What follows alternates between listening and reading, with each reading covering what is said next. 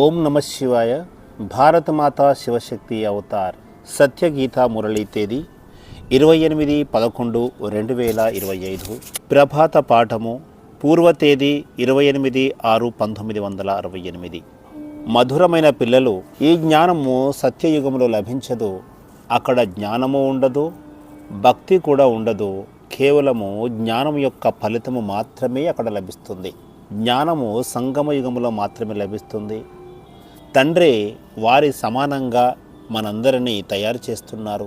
ఇది ఉన్నతోన్నతమైన పొజిషన్, దేవతల కంటే కూడా ఉన్నతమైనది. తండ్రి అందరికీ తెలియచేస్తున్నారు, తప్పకుండా అందరము వెళ్లాల్సిందే. ఈ శరీరాన్ని అగ్నికి ఆహుతి చేసి ఆత్మ రూపంలో వెళ్లాల్సి ఉంది. ఆత్మలందరూ కూడా నా వెంట రావలసిందే. నా మతం మీద నడిచి సర్వగుణ సంపన్నంగా, సోలాకల సంపూర్ణంగా అవ్వాలి. అప్పుడే పదవి ఉన్నతమైనది లభిస్తుంది. ఓ తండ్రి, మీరు వచ్చి మాకు మృత్యువును ప్రసాదించమని మీరే పిలిచారు. ఇప్పుడు మృత్యువు మీ దగ్గరికి వచ్చేసింది. ఇక్కడ ఎవరూ కూడా మిగిలి ఉండలేరు. ఈ చీచీ శరీరము కూడా మిగిలి ఉండదు. ఇంటికి వెళ్ళడానికే తండ్రిని పిలిచారు. ఇప్పుడు తండ్రి కూడా తెలియచేస్తున్నారు, పిల్లలు, ఈ చీచీ ప్రపంచం నుంచి మిమ్మల్ని వాపస్ తీసుకువెళ్తాను. మీకు స్మృతి చిహ్నంగా ఈ దిల్వారా మందిర్ నిలిచి ఉంది. హృదయాన్ని తీసుకునే వారి మందిరమే దిల్వారా మందిరము. ఇక్కడ ఆదిదేవుడు కూర్చొని ఉన్నారు. శివబాబా కూడా ఉన్నారు. బాప్ దాదా ఇద్దరు కూడా ఇక్కడ ఉన్నారు. మీకు తెలుసు, వీరి శరీరంలో శివబాబా ఆసీనులయ్యారు. మీరు దిల్వారా మందిరానికి వెళ్తారు ఆది దేవుడిని చూడటానికి. మీ అంతరాత్మ మీకు చెప్తుంది, వీరు బాప్ దాదా కూర్చొని ఉన్నారు. ఈ సమయంలో ఏదైతే పాత్ర కొనసాగుతోందో దాని యొక్క స్మృతి చిహ్నంగా ఇది నిలిచి ఉంది. మహారథులు, గుర్రపు స్వారీ చేసేవారు, పదాతి దళము, వీరంతా కూడా ఇక్కడ ఉన్నారు. అది జడ చిత్రము, ఇది చైతన్యంలోని చిత్రాలు. పైన వైకుంఠం కూడా చూపించబడింది. ఆ మోడల్ని మీరు చూసి వస్తారు కదా. దిల్వాలా మందిరము ఎంత రమణీయంగా ఉంది. మీకు తెలుసు, కల్పము ఈ మందిర నిర్మాణం జరుగుతుంది. అదేవిధంగా మీరు కూడా కల్పము వెళ్ళి చూసి వస్తారు. చాలామంది అనుమానిస్తారు, ఇక్కడ పర్వతాలన్నీ కూడా విరిగిపోయి ఉన్నాయి, మళ్ళీ ఈ పర్వతాలు ఎలా తయారవుతాయి? ఇలాంటి ఆలోచనలు చేయవలసిన అవసరం లేదు. ఇప్పుడు స్వర్గమే తయారు కాలేదు, పర్వతాలు ఎలా వస్తాయని ఆలోచించకూడదు. పురుషార్థం ద్వారా అన్నీ తయారవుతాయి. స్వర్గంలోకి వెళ్ళడానికి మీరిప్పుడు తయారవుతున్నారు. కొద్దిమంది అనుమానంలో పడి చదువునే వదిలేస్తారు. తండ్రి చెబుతున్నారు, ఇందులో అనుమానించాల్సిన అవసరమే లేదు. అక్కడ మనకు కావలసినవన్నీ కూడా సిద్ధంగా చేసుకుంటాము. అంతా కూడా కొత్తదిగా ఉంటుంది. ఆ ప్రపంచాన్ని సతోప్రధానమైనదిగా చెబుతారు. వైకుంఠంలోని ఫలాలు, పుష్పాలను కూడా మీరు చూసి వచ్చారు. సోమరసాన్ని తాగుతారు. సూక్ష్మవతనము, మూలవతనములో ఏమీ కూడా లేదు. ఉన్నదంతా కూడా వైకుంఠంలోనే ఉన్నది. ప్రపంచం యొక్క చరిత్ర, భూగోళము పునరావృతం కానుంది. ఈ విషయంలో మీరు నిశ్చయ బుద్ధి గలవారిగా అవ్వాలి. ఆ తర్వాత ఎవరి అదృష్టములు ఎంత ఉంటే అంతగా అవుతారు. ఇక్కడ వజ్రాలు ఏవి కనిపించడం లేదు, అక్కడికి ఎలా వస్తాయి అని ప్రశ్నిస్తారు. పూజ్యులుగా ఎలా అవుతాము అని ప్రశ్నిస్తారు. తండ్రి తెలియచేస్తున్నారు, ఇదంతా కూడా ఒక నిర్మించబడిన ఆట. ఈ సృష్టి చక్రాన్ని అర్థం చేసుకోవడం ద్వారా చక్రవర్తి రాజుగా తయారవుతారు. మీకు అర్థమైంది, అప్పుడే ఇతరులకి తెలియచేస్తున్నారు. కల్పం కింద కూడా మిమ్మల్ని మేము కలిశామని చెబుతారు. మాకు స్మృతి చిహ్నంగా ఈ మందిరము నిలిచి ఉంది. తిరిగి స్వర్గం స్థాపన జరుగుతోంది. ఆబూకు సంబంధించిన పుస్తకాన్ని తప్పకుండా అందరికీ ఇవ్వాలి. ఇది చాలా విలువైన వస్తువు. రానున్న కాలంలో ఇది చాలా ఉపయోగపడుతుంది. ఇందులో ఏవైతే మీ చిత్రాలు ఉన్నాయో అవి చాలా అద్భుతమైనవి. అందరూ ఎంతో ఆసక్తిగా వచ్చి చూస్తారు. ప్రపంచమంతటిలో ఈ చిత్రాలు ఎక్కడ కూడా కనిపించవు. ఇలాంటి చిత్రపటాలను తయారు చేసి మరెవరు కూడా జ్ఞానాన్ని ఇవ్వలేరు. దీనిని ఎవరూ అనుకరించలేరు కూడా. ఈ చిత్రాలు మీకు సంపద లాంటివి. దీని ద్వారా మీరు పదమ భాగ్యశాలిగా అవుతారు. మీరు అర్థం చేసుకున్నారు, మా యొక్క ప్రతి అడుగులో పదము దాగి ఉంది. ఎంతగా చదివినట్లయితే అంతగా మీరు భాగ్యాన్ని పొందుతారు. మరోపక్క మాయ కూడా తన యొక్క శక్తియుక్తుల్ని ప్రయోగిస్తుంది. మీరు ఈ సమయంలోనే శ్యామ్ సుందర్గా అవుతారు. సద్గతిలో మీరు సుందరంగా అవుతారు. అది స్వర్ణిమ ప్రపంచము. కలియుగంలో మళ్ళీ శ్యామ్ ఇనుప యుగంలోకి వస్తారు. ప్రతి వస్తువు కూడా ఇలాగే పరివర్తన చెందుతుంది. ఇక్కడ నేల కూడా తమో ప్రధానంగా ఉంది. అక్కడ నేల ఫస్ట్ క్లాస్గా ఉంటుంది. అలాంటి రాజధానికి అధిపతులుగా అయ్యేందుకు పురుషార్థం చేయాలి. పురుషార్థం చేయకుండా ప్రాలబ్ధం ఎలా లభిస్తుంది? ఇక్కడ కష్టపడాల్సింది ఏమీ లేదు. మురళీలు ప్రచురించబడతాయి. మున్ముందు లక్షలు కోట్ల సంఖ్యలో మురళీలు ప్రచురిస్తారు. పిల్లలు అడుగుతారు, తమ దగ్గర ఉన్న డబ్బులను యజ్ఞంలో సమర్పించమంటారా? తండ్రి చెప్తారు, వాటిని ఉంచుకొని ఏమి చేస్తారు? మున్ముందు చూడండి ఏమేమి జరుగుతుందో. వినాశనానికి అన్ని ఏర్పాట్లు చేస్తున్నారు. రిహార్సల్ కూడా జరుగుతోంది. అలాంటప్పుడు శాంతి ఎప్పుడు స్థాపన అవుతుంది? దీనికి సంబంధించిన జ్ఞానమంతా కూడా పిల్లల బుద్ధిలో ఉంది. ఇది చాలా సహజమైనది. కేవలము తండ్రిని గుర్తు చేయాలి. గార్డెన్ ఆఫ్ అల్లాగా అవ్వాలి. గార్డెన్ ఆఫ్ ఫ్లవర్, అలాగే ఫారెస్ట్ ఆఫ్ శైతాన్ అని కూడా అంటారు. ఇది అసురీ సాంప్రదాయము, భ్రష్టాచారి ప్రపంచము. ఒకే దానికి ఇన్ని పేర్లు ఉంటాయి, కానీ ఎవరు కూడా అర్థం చేసుకోలేరు. ఎవరిని భ్రష్టాచారులు అంటారు, ఎవరిని శ్రేష్టాచారులు అంటారు మీకు తెలుసు. ఇంతకుముందు మీకు కూడా తెలిసేది కాదు. అడవిలోని జంతువుల్లాగా ఉండేవారు. ఈ చదువుకు వారి చదువుకు రాత్రి పగలుకు ఉన్నంత తేడా ఉంది. మనము మన ప్రభుత్వాన్ని స్థాపన చేస్తున్నాము. ఇలా అందరికీ అర్థం చేయిస్తూ ఉండండి. మీ అంతరంగంలో పక్కాగా చేసుకోండి. పాండవులు, కౌరవులు అనే పేర్లు కూడా ఉన్నాయి. మీరు అందరికీ మార్గాన్ని చూపించే పండాలు. అందరినీ శాంతి ధామానికి తీసుకువెళ్తారు. ఇది సత్యమైన యాత్ర. తీర్థయాత్రలో మనుషులు పవిత్రంగా అవుతారు. గంగా స్నానాలు ఆచరిస్తారు. అమృతాన్ని త్రాగుతారు. పిల్లలు తండ్రిని గుర్తు చేసే పురుషార్థాన్ని చేస్తూ ఉంటారు. పిల్లలు సేవ చేసి ఇప్పుడు వచ్చారు. మీకు ఈశ్వరీయ సేవ అంటే ఏమిటో తెలుసు. భాగ్యము ఉన్నవారు ఈశ్వరీయ సేవలో నిమగ్నమవుతారు. మున్ముందు కూడా చూడండి, సేవలో చాలా మంది సహకారాన్ని అందిస్తారు. తండ్రి పిల్లలకు ధైర్యాన్ని నూరిపోస్తున్నారు. మీరు తెలుసుకున్నారు, ఇది సుఖ దుఃఖాల ఆట. తండ్రి సంగమ యుగంలో వస్తారు. తండ్రి ఇక్కడికి వచ్చి అందరినీ సుఖధామానికి, శాంతిధామానికి అధిపతులుగా తయారు చేస్తారు. డ్రామా యొక్క రహస్యాన్ని మీరు ఇప్పుడు అర్థం చేసుకున్నారు.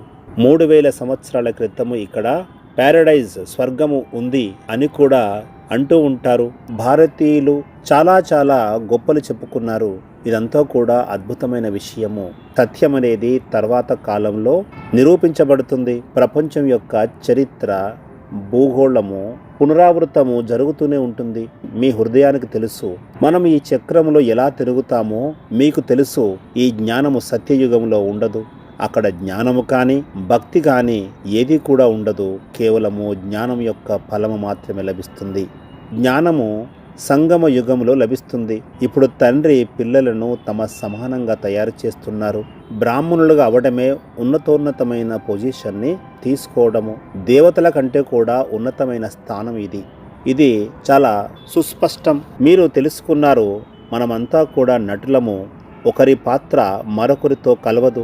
ఎంత జనసంఖ్య ఉన్నప్పటికీ అందరి పాత్ర వేరువేరుగా ఉంటుంది. ఈ విషయాన్ని కూడా మీరు తెలుసుకున్నారు. సత్యయుగంలో చాలా కొద్ది మంది మనుషులు మాత్రమే ఉంటారు.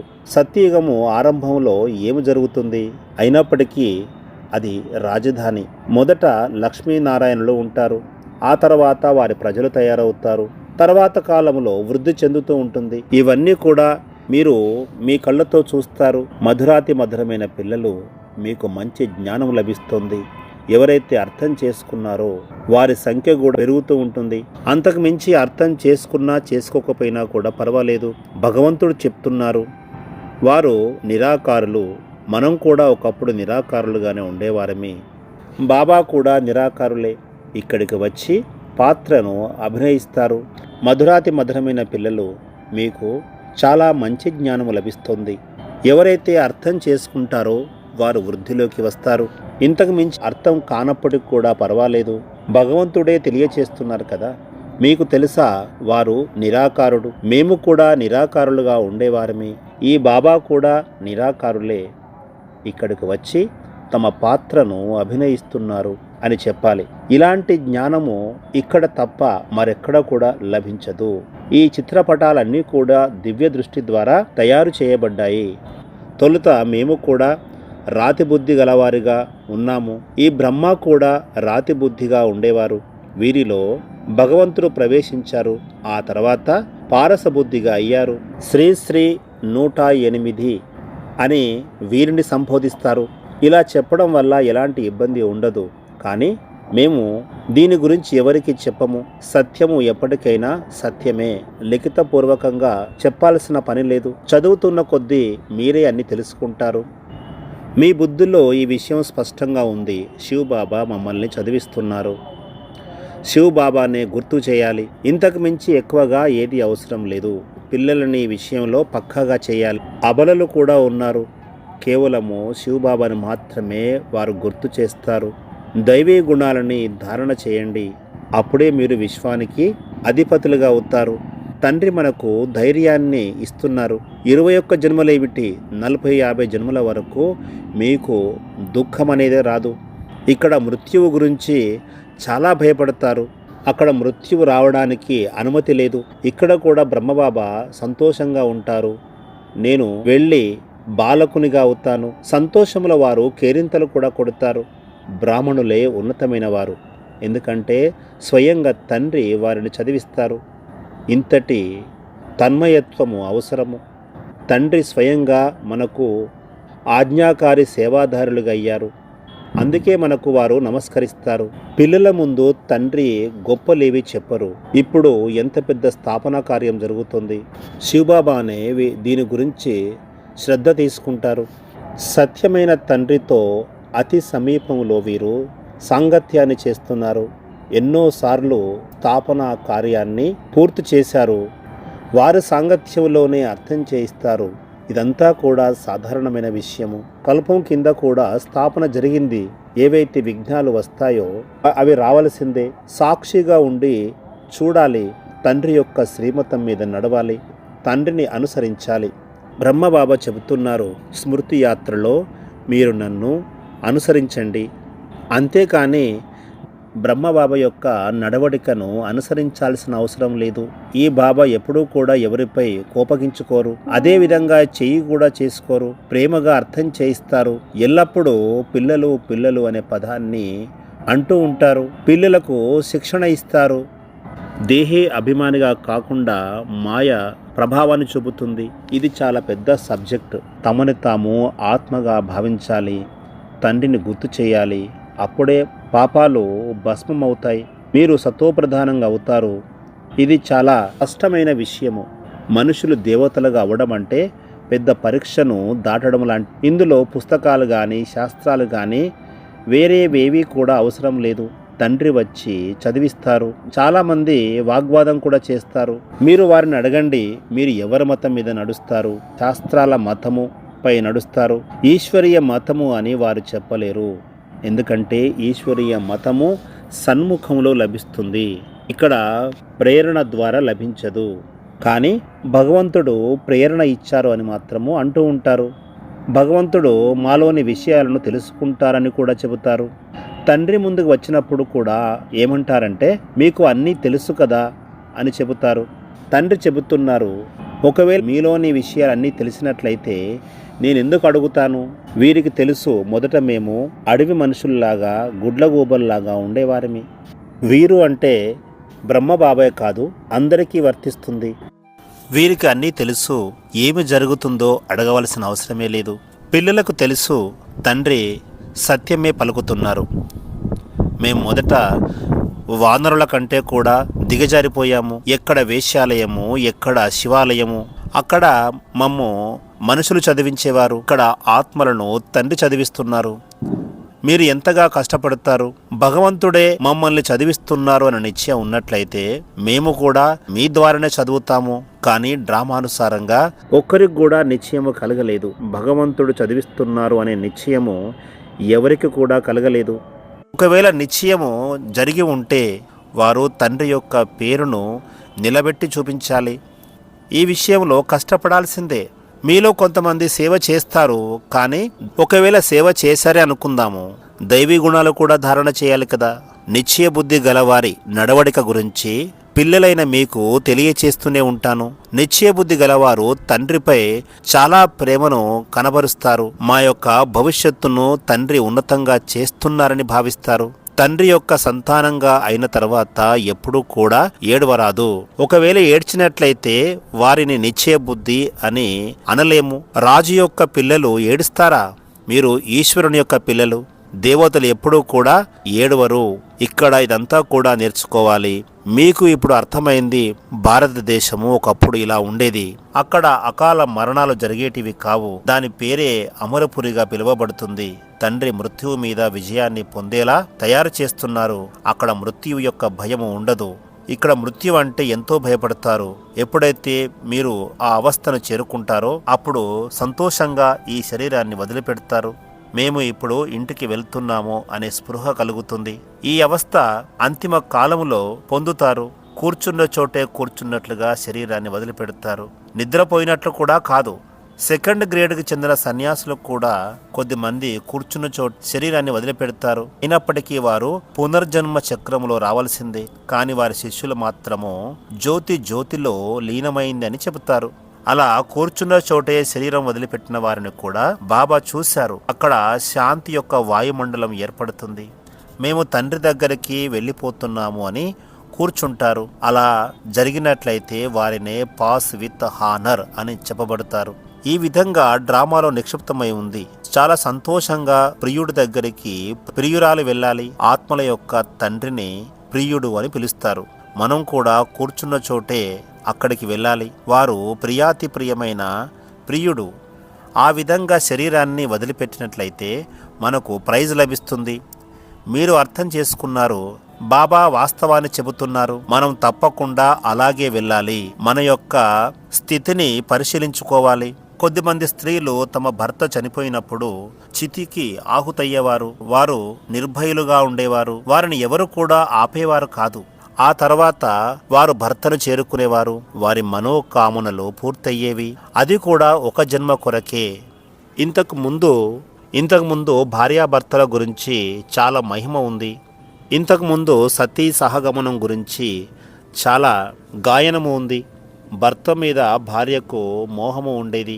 చివరకు వికారి ప్రపంచంలోనే సత్యయుగంలో ఇలాంటి ఆచారాలు ఉండవు. తండ్రి దగ్గరికి వెళ్ళడానికి కూడా అంతటి నిర్భయత్వము మీకు అవసరము. భర్తలకే భర్త దగ్గరికి మనము వెళ్ళాల్సి ఉంది. సత్యయుగంలో విధవ అనే అక్షరము కూడా ఉండదు. అలాంటి చీచీ అక్షరాలు అక్కడ ఉపయోగించరు. అలాంటి స్థితిని చేరుకోవడానికి సమయం పడుతుంది. ఎప్పుడైతే యుద్ధం యొక్క సమయం వస్తుందో అందరూ కూడా ఫైనల్ స్టేజ్కి చేరుకుంటారు. అప్పుడు మీ యొక్క అవస్థ సంపూర్ణతను పొందుతుంది. కలియుగం నుంచి సత్యయుగము ఏ విధంగా వస్తుందో కూడా తెలుసుకుంటారు. మిగతా వారందరూ కూడా ఇంటికి చేరుకుంటారు. ఆత్మనే చెబుతుంది, మేము మా యొక్క స్వీట్ హోమ్, మేము మా ఇంటికి వెళ్తున్నామని సంతోషంగా ఆత్మనే చెబుతుంది. పురుషార్థం చేసినట్లయితే దేనినైనా సాధించవచ్చు. ఇదంతా కూడా అంతిమ సమయంలో జరుగుతుంది. అలాంటి ప్రేరణ మీకు లభిస్తుంది. మేము ఇంటికి వెళ్ళాలి అనే ప్రేరణ. ఇదంతా కూడా డ్రామాలో నిక్షిప్తమై ఉంది. స్వర్గంలో మేము శరీరాన్ని వదిలి బాలకునిగా జన్మిస్తాము అని భావిస్తారు. అదేవిధంగా ఇక్కడ కూడా మీకు అనుభూతి కలుగుతుంది. మీరు ఎక్కడ ఉన్నప్పటికీ కూడా కూర్చున్న చోటే శరీరాన్ని వదిలి వెళుతారు. అది చాలా మాధుర్యమైన స్థితి. ప్రతిదినము పిల్లలందరికీ చాలా సంతోషము కలగాలి. శంకరాచార్యులు కూడా సత్యమే చెప్పేవారు. బ్రహ్మ యొక్క పిల్లలు హిందూ ధర్మం యొక్క నాశనాన్ని కోరుకునేవారు. కానీ వినాశనము ఎలా జరుగుతుంది, ఆ తర్వాత ఏమి జరుగుతుంది, ఇవేవి కూడా ఎవరికీ తెలియదు. మంచిది మధురాతి మధురమైన తిరిగి లభించిన పిల్లలకు ఆత్మీయ బాప్ దాదాల ప్రియ స్మృతులు. గుడ్ మార్నింగ్, నమస్తే. వరదానము: అల్బేలాపన్ ముక్తు భవ. పురుషార్థి పిల్లలకు అతిపెద్ద శత్రువు ఆలస్యము, నిర్లక్ష్యము. నిర్లక్ష్యం నుంచి బయటపడటానికి విధి ఏమిటంటే సదా స్వమానంలో ఉండాలి. నేను ఆత్మలందరికీ పూర్వజ ఆత్మను, మనుష్య సృష్టి రూపీ వృక్షానికి కాండము లాంటి వారిని. నా మీదనే సృష్టి యొక్క సమయము, స్థితి ఆధారపడి ఉంది. ప్రకృతికి కూడా నేను ఆధారమూర్తిని. ఇలాంటి స్మృతిలో సదా ఉన్నట్లయితే స్వతహాగానే అప్రమత్తంగా ఉంటారు. ఎలాంటి ఆలస్యము, నిర్లక్ష్యము మీ దరి చేరదు. ఓం నమః శివాయ.